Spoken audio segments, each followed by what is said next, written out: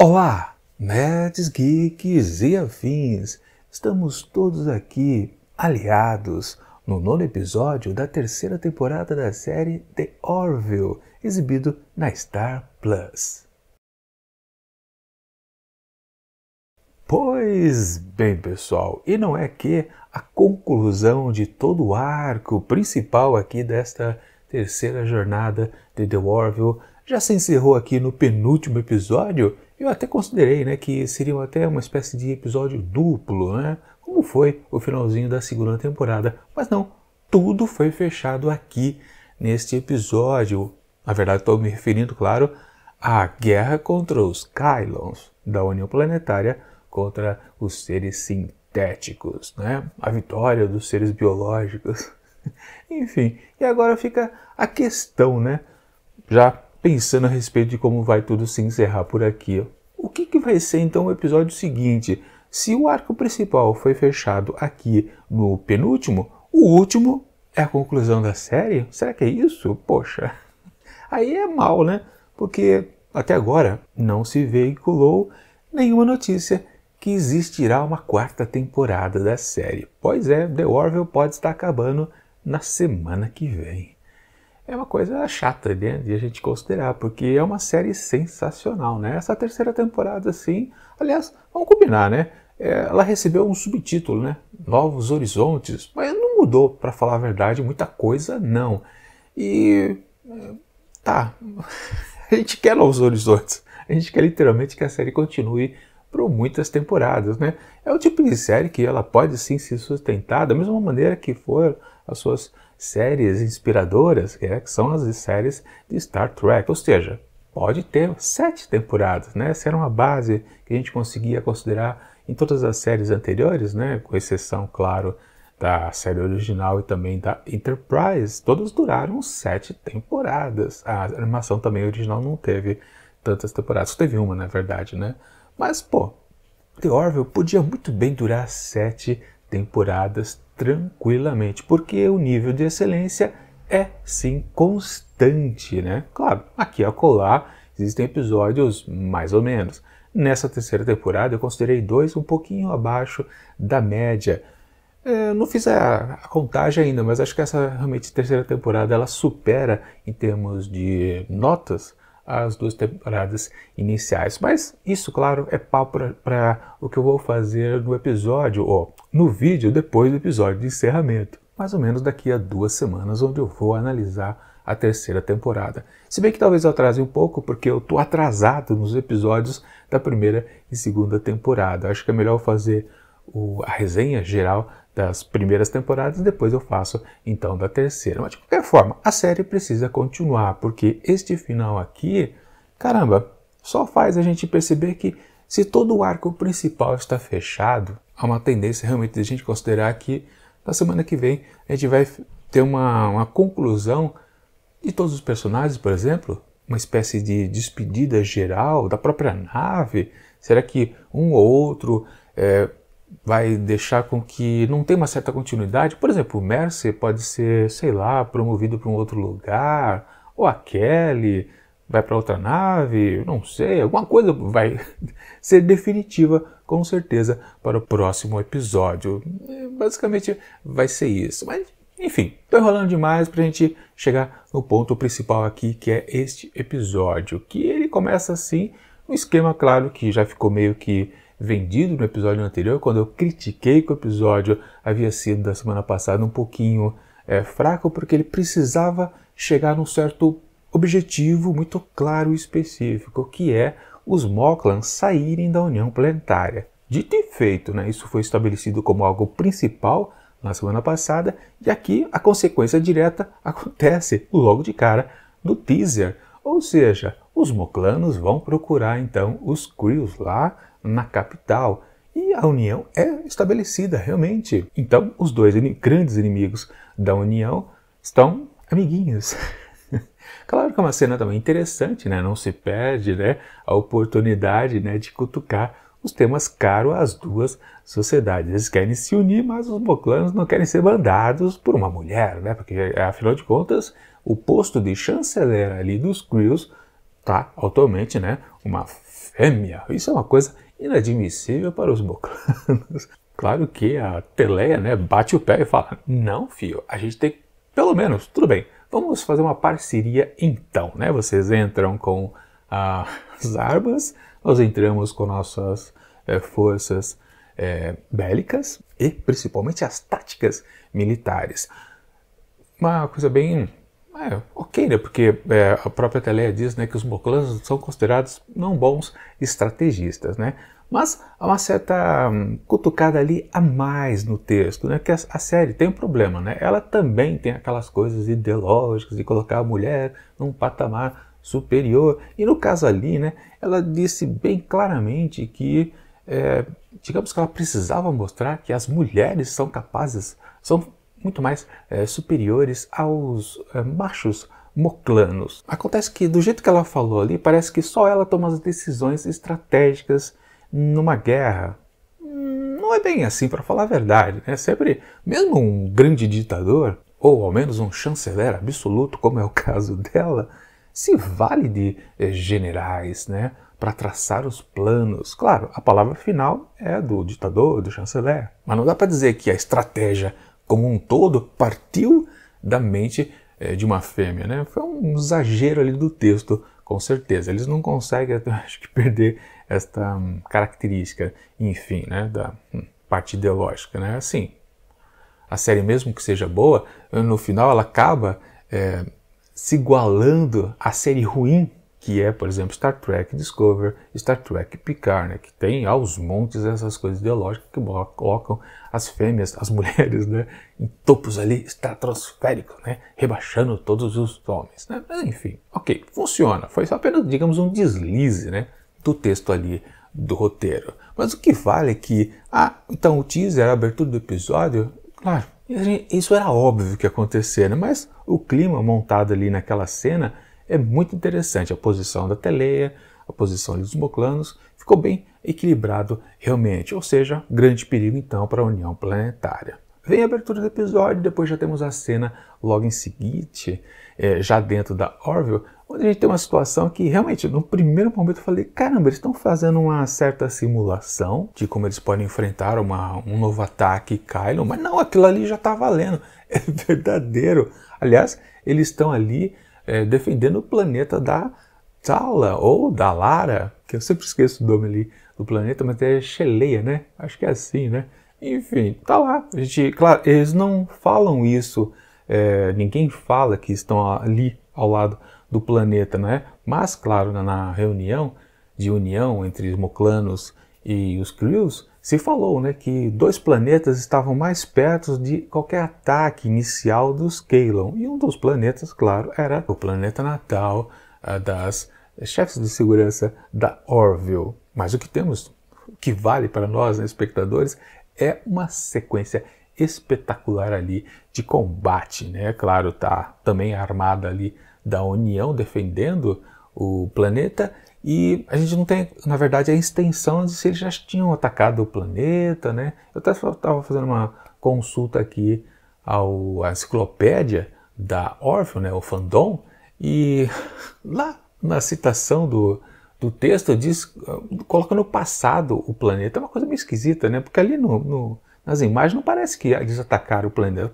parece apenas eles chegaram, né? Sim, a União Planetária já está preparada ali com várias naves, acho que cerca de 20, 30 naves, mas eles até falam, né? Estão se aproximando 19 naves Kylons. Depois aparecem muito outras, né? Ou seja, realmente acho que era o início do ataque, eles não efetivamente começaram o ataque ao planeta ali, né? Enfim, o que vale, né? Há uma estratégia até meio curiosa, né? A formação ali, tática das naves da União Planetária é fazer um agrupamento ali bem do esquisito, né? E logo em seguida, né, todas as naves Kylon englobam eles e é um puro ataque. E você pensa, caramba, vão perder até que fácil, mas eis que eles estão testando então uma arma ali que foi feita meio que às pressas por Isaac e também pela Charlie. Ok, e é uma arma completamente poderosa que simplesmente, assim, um pulso, destrói, aniquila completamente esmigalha todas as naves, né? Realmente uma coisa que vai de dentro para fora, num arco, né? Caramba, devastador, e acaba de uma maneira que, inclusive, né, o final da cena, tanto o Mercy quanto a Kelly percebe que aquela arma ali criada às pressas é para lá de eficiente, né? É uma arma que não tem escapatória, ou seja, já fica no ar, né? No final da cena aqui, caramba, inventaram algo muito forte. E é o problema, né? Quando se tem uma arma poderosa demais, outras questões começam a aparecer. E exatamente é o que tem. Então a temática principal aqui para este episódio, ou seja, discutir se você tem algo muito poderoso, se você não vira, por tabela, um genocida. E é a questão que você está propenso agora a ser um genocida, tentando combater genocidas, porque lá os Kylons querem matar todas as formas de vidas biológicas, ou seja, eles são os genocidas atuais, e agora a União Planetária pode ocupar este belo posto, né? Que prestígio. Enfim, logo em seguida na cena que vem, uma discussão entre o pessoal, a tripulação da Orville com o almirantado ali, né? E temos uma questão que é exposto por Mercy, né? Caramba, a gente não pode utilizar essa arma aqui recém-criada para acabar com tudo, porque fica óbvio que é uma questão da extensão daquele poderio destrutivo, tem tudo a ver apenas com o núcleo energético que se usa. Ou seja, quanto maior ele for, mais a devastação é intensa. Ou seja, algo realmente que é força demais. Vão combinar. Mas de qualquer forma, não é naquela reunião que a situação ia ser resolvida. Ia ser posta lá para o plenário da União Planetária. E bom, basicamente a gente tem uma boa característica também desse episódio, é que não tem muito blá blá blá. Até pensei que ia aparecer lá justamente a politicagem, todo mundo defendendo para lá e para cá o que se pudesse fazer. Mas não, mas logo em seguida já parte para a questão de o Mercer, né, vai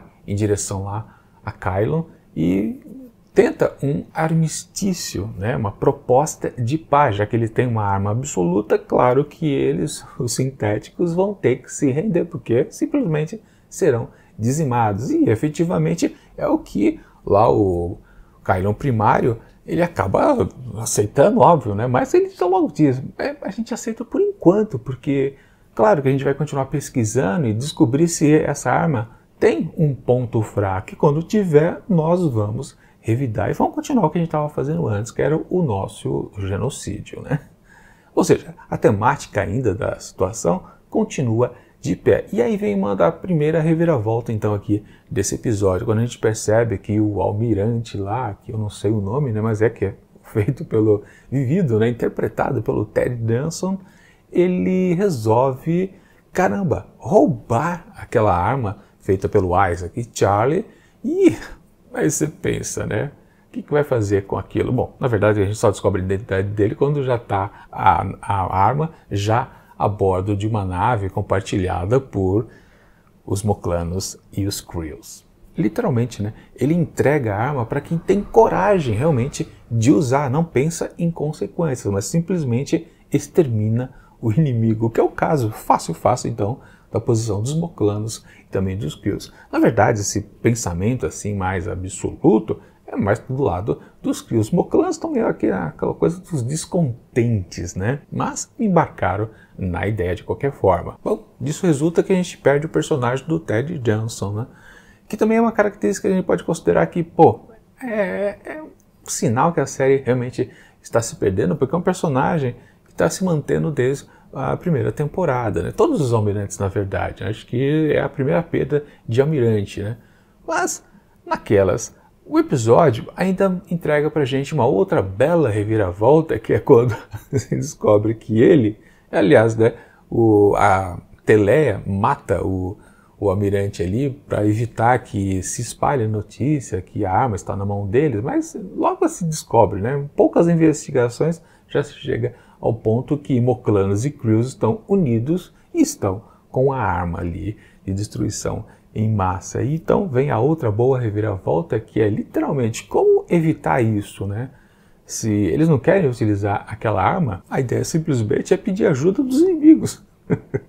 Pois é, que situação, né? Que saia justa a União Planetária é obrigada a se unir com os inimigos para salvá-los, o que é um grande absurdo no caso, né? Mas, pô, é muito boa essa situação, para falar a verdade, o que torna, né, esta história aqui de alto nível. Mas claro, né, tem as questões da Charlie, né, que ela sempre vendeu desde o primeiro episódio aqui da terceira temporada, que ela é uma inimiga absoluta contra os Kylons, né? Claro, no fundo, através do Isaac, ela perdoou um pouquinho, mas, claro, a proposta também do episódio era fechar o arco da guerra contra os Kylons, mas também fechar o arco da Charlie. Tudo isso está convergendo no mesmo ponto, que claro, a gente descobre ao final que ela faz o ato de sacrifício para salvar justamente o inimigo absoluto, não só da União Planetária, mas dela como pessoa, né, uma dor completamente pessoal, onde ela perdeu a sua amada, a Amanda. Ela topa, porque o único jeito de salvar, então, os Kylons é destruir aquela arma que ela havia criado juntamente com o Isaac. Agora eu preciso dizer uma coisa, né? Foi uma cena, claro, triste, porque ela faz o sacrifício, mas para mim não me doeu nada, porque eu nunca tive uma certa conexão profunda com esta personagem, porque ela é do tipo de construção que ela é uma chata o tempo todo, né? Se ela tivesse, ou dessem ela, né, um texto onde ela pudesse ficar mais amigável para a audiência, eu acho que a perda seria mais sentida. É aquela coisa, né? A gente sofre mais porque o texto conduz ao sofrimento, mas de fato a gente não tem conexão. Se a gente perdesse qualquer outro personagem do elenco principal, a gente se doeria. Até mesmo se perdesse, né, o Yaft, aquela gosminha sedutora, que Claire não vê, a gente se doeria. Mas ela, a Charlie, não. Para mim não funcionou. Talvez para muitas pessoas tenham pesado, caramba, ela se sacrificou, mas não funciona. E eu posso citar uma coisa muito interessante que a gente sempre, em todas as séries de Star Trek, em vários momentos, existem personagens que eles se perdem, mas se perdem no próprio episódio onde eles são apresentados. E você consegue, pela condução do texto, você ficar tão conectado ao personagem, quando chega ao final, você fala, caramba, a gente está sofrendo por esse personagem que a gente acabou de conhecer. Mas a Charlie, que a gente conhece há 9 episódios, eu não senti nada quando ela fez o sacrifício. Nem mesmo quando a cena lá de homenagem a ela também não me pareceu muito profundo, para falar a verdade. Mas isso é porque a personagem foi construída de uma forma agressiva, né? Ela nunca teve um negócio contraditório que falava, caramba, ela é uma pessoa interessante, né? Amável até. Acho que faltou esse cuidado no texto e, claro, o objetivo do Seth MacFarlane era perder a personagem exatamente nesse ponto final da temporada. Ela seria uma pedra no sapato para Isaac, para a própria nave, para a União Planetária, para o capitão, mas no fundo faltou aquele molho para se dar a ela. Ou seja, ao mesmo tempo que a gente vê que ela é irredutível, ela odeia os Kylons, mas no fundo a gente consegue se conectar a ela, para essa dor da perda ser sentida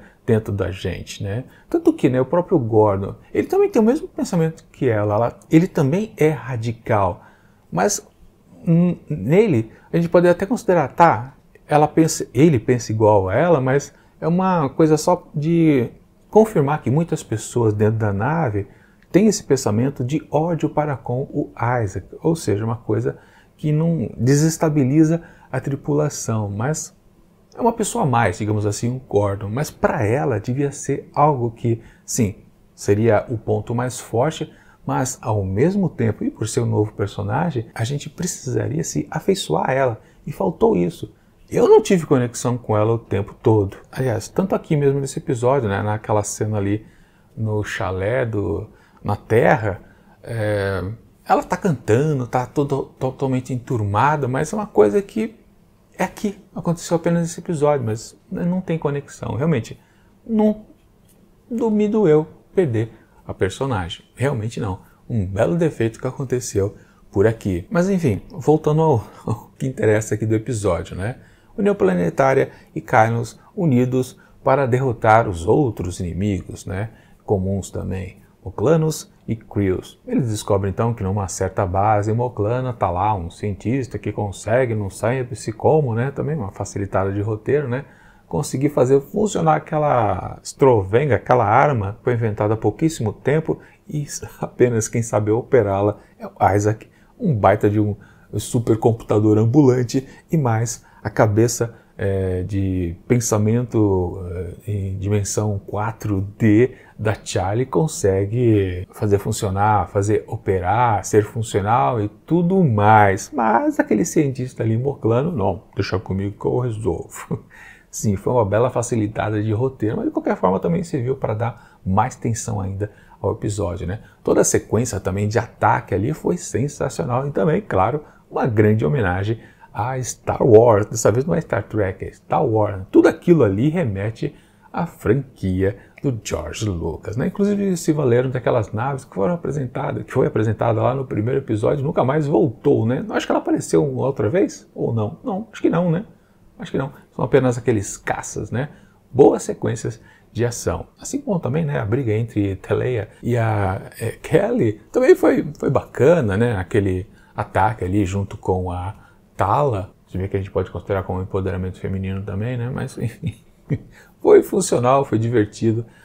Divertido não em termos cômicos, né? Foi divertido de ver a ação entre elas. Que, claro, né, resultou num finalzinho também bastante interessante, que talvez seja algo que a gente possa ver na semana que vem, que é exatamente a questão que, já que Teleia foi presa mais uma vez ali pela União Planetária, né, e o Ed não vai querer salvá-la de jeito nenhum, com certeza, né, mas ele tenta, né, salvar a filha de ambos, né, pedindo que ela seja deixada aos cuidados do pai, mas mamãe Kryl não deixa, né, tenta fazer um acordo ali, né, tio, você me libera que eu digo onde está a nossa filha, ele não topa, né, então fica essa coisa em aberto, porque por enquanto é o único fio que a gente tem de conduzir a um futuro desfecho para uma quarta temporada. Mas, como eu disse, isso pode ser resolvido no episódio final desta temporada aqui.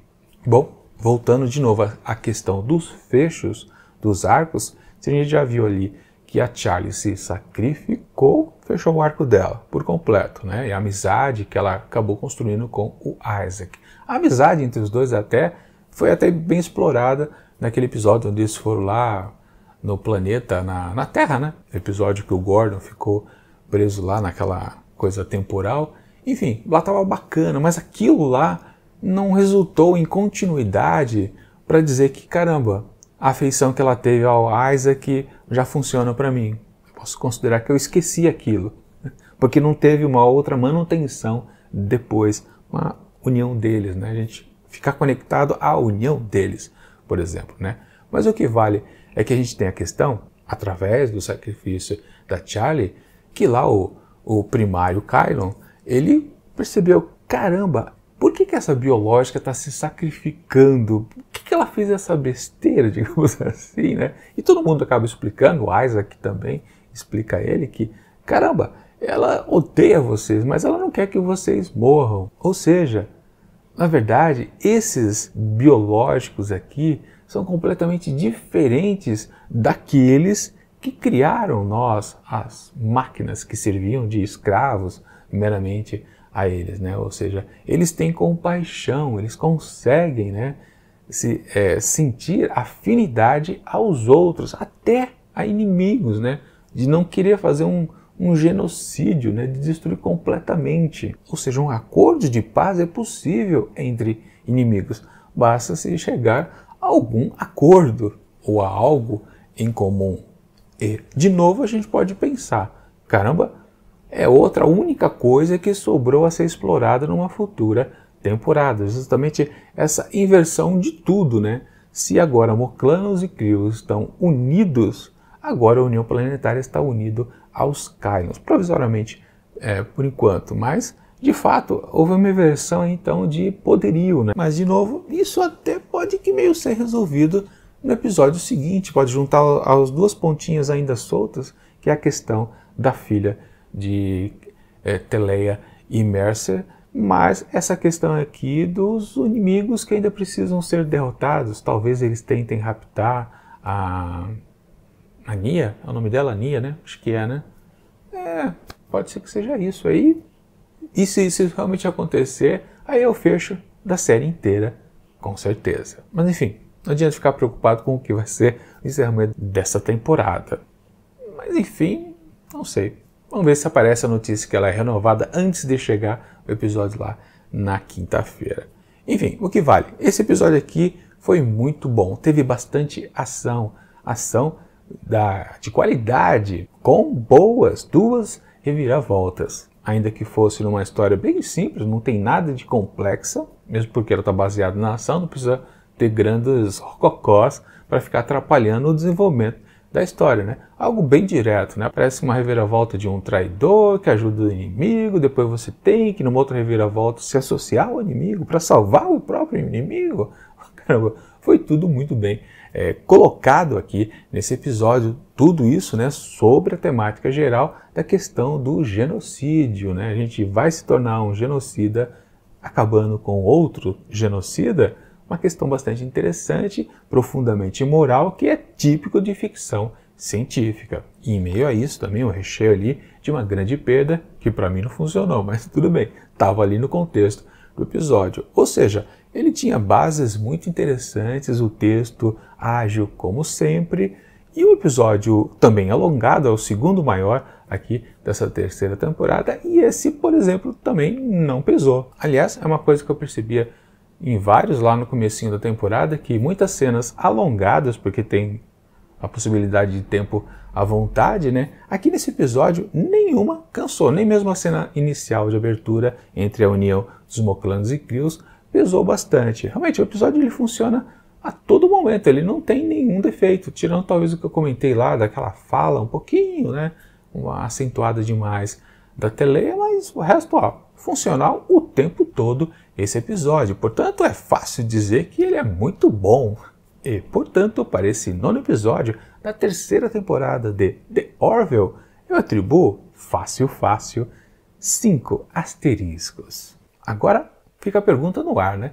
Será que o encerramento desta temporada também vai merecer uma bela de uma história complexa que possa realmente jogar um fiapo de continuidade? Espero que sim, né? Porque se ao menos tem uma certa possibilidade ou existência mesmo de um gancho, né, para você querer saber como é que isso vai ser resolvido, existe a possibilidade então que ainda é possível existir uma 4ª temporada ali nos bastidores da série. Mas se o próximo episódio ele foi totalmente conclusivo, sem nenhum cheirinho de que possa existir algo mais, aí fica complicado. Claro, todas as 2 temporadas anteriores não terminaram com possibilidades enormes. Não, que eu me lembro no episódio final em si.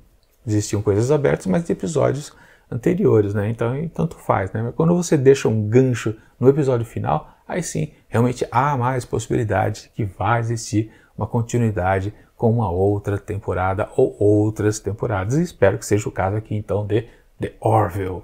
Essa série merece ser continuada. Mas enfim, papo pra gente discutir no vídeo que eu vou fazer de resenha de toda a terceira temporada daqui a algumas semanas, com certeza. Mas, enquanto esse episódio não chega, né, a gente tem que ficar na torcida. Enfim, é isso.